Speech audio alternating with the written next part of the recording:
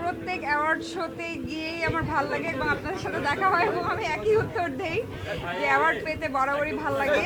আসলে আমি আজকে অ্যাওয়ার্ড পেয়েছি আমার নাটক বউ সোহাগী দিয়ে, যেটা আমি মোশাররফ করিম করেছিলাম।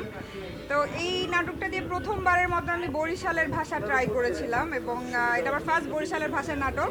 তো এই নাটকটা আমার জন্য অনেক স্পেশাল ছিল।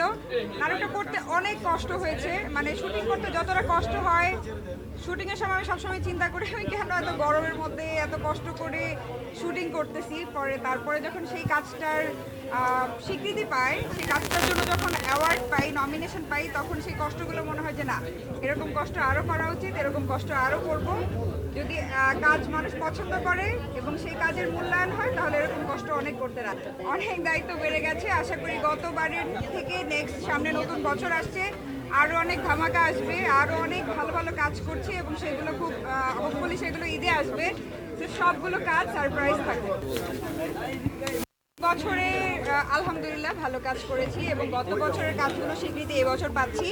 এই বছরের কাজগুলো স্বীকৃতি হোপফুলি আগামী বছর পাবো, এটা নিয়েও আমি আশাবাদী। দেখা যাক। এবং পেয়েছি অনেক ভালোবাসা দর্শকের এবং এই দর্শকের হারাইনি কিছুই। মনে হয় যে শুধু জীবন থেকে একটা বছর চলে গেল, তো এটা তো যাবেই। আসলে এটাই নিয়ম।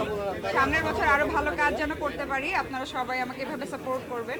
26 সালে যেহেতু ভ্যালেন্টাইন আছে এবং 2টা ঈদ আছে, সো ঈদের জন্য আমি বেশ কিছু ভালো কাজ করেছি। কিছু এগুলো সব আচ্ছা, এবং প্রোডাকশন হাউস থেকে বলা নিষেধ আছে। বরিশাল কেমন গেল, সাফল্য ধরা দিয়েছে কিনা প্রত্যাশা অনুযায়ী?